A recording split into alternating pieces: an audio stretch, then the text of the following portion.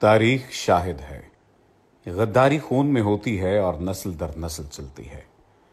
یاد رہے کہ تاریخ جھوٹ نہیں بولتی۔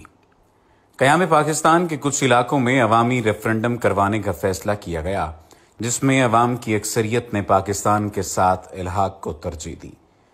بلوچستان میں البتہ گورو نے یہ اصول اپنانے سے انکار کر دیا، کیونکہ انگریز چاہتا تھا کہ بلوچستان آزاد حیثیت میں قائم رہے تاکہ بر صغیر سے انخلا کے فوری بعد انگریز اپنی گورننس وہاں منتقل کر دے اور پھر وہاں بیٹھ کر بتدریج خطے کا کنٹرول دوبارہ حاصل کر سکے۔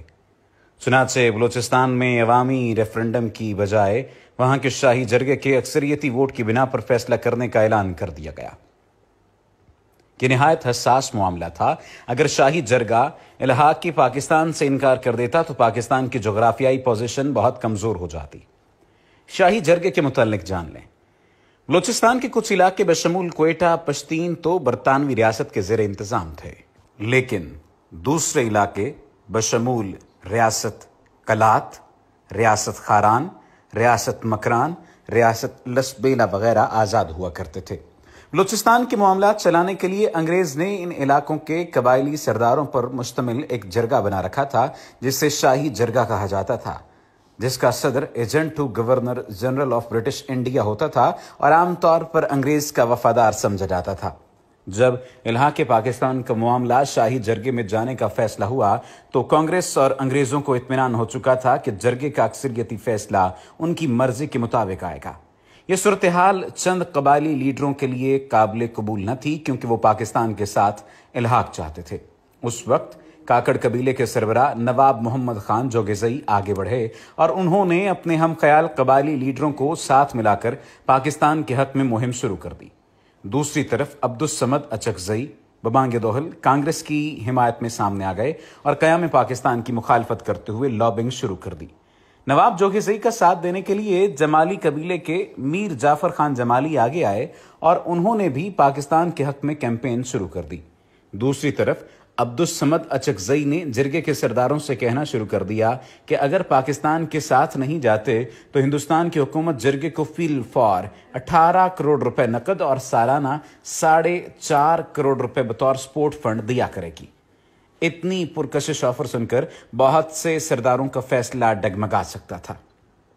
چنانچہ نواب جوگیزئی اور نواب جمالی نے بھرپور کیمپین شروع کی اور ہر سردار کے پاس جا کر قیام پاکستان کے حق میں ووٹ دینے کی سفارش کرنا شروع کر دی۔ جس وقت نواب جوگیزئی، جمالی اور نسیم حجازی جیسے لوگ شاہی جرگے کے اراکین کو پاکستان کے لیے قائل کرنے کی کوشش کر رہے تھے، عین اسی وقت مسلم لیگ بلوچستان کے صوبائی صدر نے شاہی جرگے کے صدر ایجنٹ گورنر جنرل سے اپیل کی کہ شاہی جرگے سے کلات، کاکڑ اور جمالی قبائل کے سرداروں کو نکال دیا جائے۔ یہ مطالبہ حیران کن تھا، کیونکہ اگر ان سرداروں کو نکال دیا جاتا تو پھر قیام پاکستان کے حق میں ووٹ ڈالنے والا کوئی نہ رہتا۔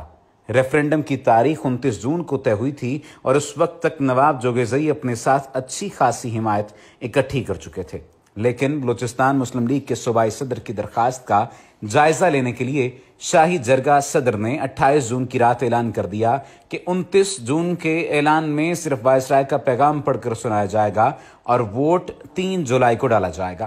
اس کا مقصد یہ تھا کہ اگلے چند دنوں کے اندر جرگے کی کمپوزیشن تبدیل کی جا سکے۔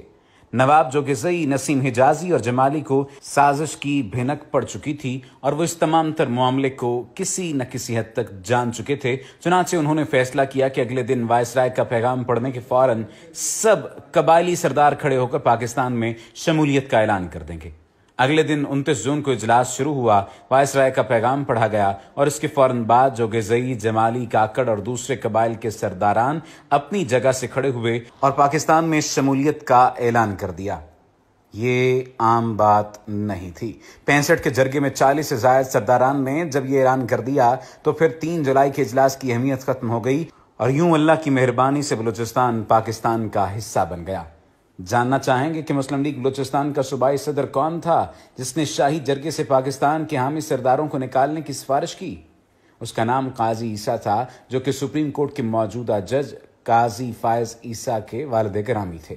جی ہاں، وہی قاضی فائز عیسیٰ کہ جس کے بارے میں کہا جاتا ہے کہ وہ تحریک پاکستان کے فرزند کا بیٹا ہے۔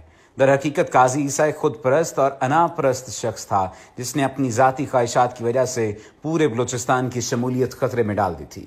آج اس کے بیٹے نے محض 3 ارب رشوت لے کر ملک کو 500 ارب کا نقصان دیا، اور اس سے بڑھ کر ملک کے عدالتی نظام کی ساکھ پر ایسا کالا ٹیکا لگایا جو شاید صدیوں تک مٹ نہ سکے۔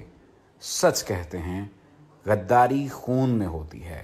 اوپر بیان کیے گئے واقعات تاریخ کا حصہ ہیں۔ آخر میں سلام ان بلوچ لیڈرز کو جنہوں نے 1947 میں کروڑوں کی آفرز ٹھکرا کر پاکستان میں شمولیت کا فیصلہ کیا۔ قاضی عیسیٰ ان بلوچ اور پختون لیڈروں کی دھول کے برابر بھی نہیں۔ قیوم نظامی کی کتاب قائد اعظم بحیثیت گورنر جنرل سے اقتباس۔